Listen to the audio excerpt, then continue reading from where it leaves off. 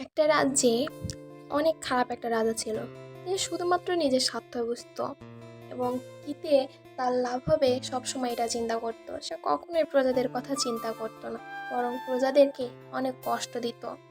একদিন রাজা রামু কাকার ছেলেকে ধরে নিয়ে আসে এবং তাকে বিনা পারিশ্রমিকে কাজে লাগিয়ে দেয়। তখন রামু কাকা আসে তার ছেলেকে নিতে, কিন্তু রাজা রামু কাকাকে এখান থেকে তাড়িয়ে দেয়। রাজা যে প্রাসাদটা তৈরি করেছে সেটা প্রজাদের কারণে তৈরি করতে পারছে, কিন্তু তবুও রাজা প্রজাদেরকে কোনো পারিশ্রমিক দেয়নি, বরং তিনবেলা তাদেরকে ভালো মন্দ খেতেও দেয়নি। এখন প্রজারা অনেক কষ্টে আছে, কারণ রাজা তাদেরকে অনেক অত্যাচার করত।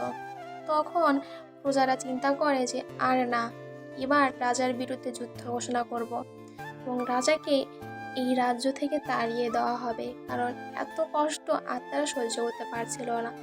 এবং গ্রামবাসী সবাই একত্রিত হয় এবং রাজার বিরুদ্ধে যুদ্ধ ঘোষণা করে এবং রাজাকে এই কথা বলে।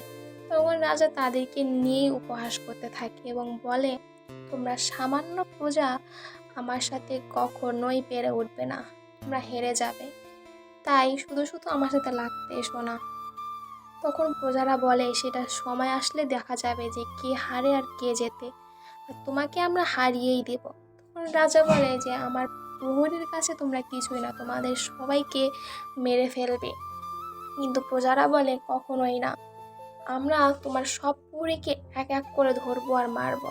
রাজার একটা গোপন কক্ষ ছিল, যেখানে রাজা নিজের জমানো অর্থ রাখতো, যেটা শুধুমাত্র প্রজাদের হক ছিল। এই অর্থ পুরোটাই প্রজাদের ছিল, কিন্তু রাজা দিত না।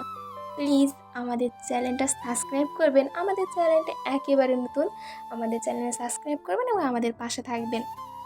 এরপরে রাজা তার বিশাল সৈন্য সামন্ত নিয়ে মাঠে জড়ো হয় এবং সে এসে প্রজাদেরকে ডাকতে থাকে এবং বলে, কোথায় গেলে তোমরা?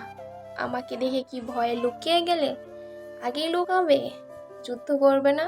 তখন প্রজারা বের হয়ে আসে এবং বলে, আমরা লুকোইনি, আমরা এখানেই আছি, আর আমরা তোকে হারিয়ে দেব এবং এই রাজ্য থেকে চিরতরের জন্য বের করে দেব। তখন রাজা বলে, হ্যাঁ, আমার সামনে তো তোরা কিছুই না। তখন গ্রামবাসী একটু চিন্তায় পড়ে যায়। এতগুলো প্রহরীর সামনে রাজাকে হারিয়ে গ্রামবাসীরা কি জিততে পারবে, এটা নিয়ে সবাই অনেক দুশ্চিন্তায় পড়ে যায় এবং সবাই উপরওয়ালার কাছে প্রার্থনা করতে থাকে যেন রাজাকে হারিয়ে গ্রামবাসী জিততে পারে। তখন রাজার কিছু সৈনিক প্রজাদেরকে বলে, শুধু শুধু রাজার পিছনে লেগো না, তোমরা হেরে যাবে, তোমরা রাজার কাছে কিচ্ছু না, রাজা তোমাদেরকে একবারেই শেষ করে দেবে। কিন্তু প্রজারা তাদের কথা শোনে না, বরং বিশাল একটা মাঠে সবাই একত্রিত হয় এবং চিন্তা ভাবনা করে যে কিভাবে বা রাজাকে হারানো যায়। সবাই প্রস্তুতি নিতে শুরু করে এবং অবশেষে সেই সময় চলেই আসে যুদ্ধের সময়। সেই দিন আবার অনেক রোদ ছিল, আবার রোদের ভিতরও কেউ থেমে থাকে না, সবাই যুদ্ধ করছিল। রোদে ঘামে তারা অনেক ক্লান্ত হওয়া সত্ত্বেও রাজার বিরুদ্ধে তারা যুদ্ধ ঘোষণা করে। এক এক করে রাজার অর্ধেক সৈনিককে প্রজারা মেরে ফেলে এবং প্রজারা এবার বুঝে গিয়েছিল যে রাজাকে এবার হারিয়ে ফেলা অসম্ভব না, রাজাকে এবার তারা হারাতে পারবে।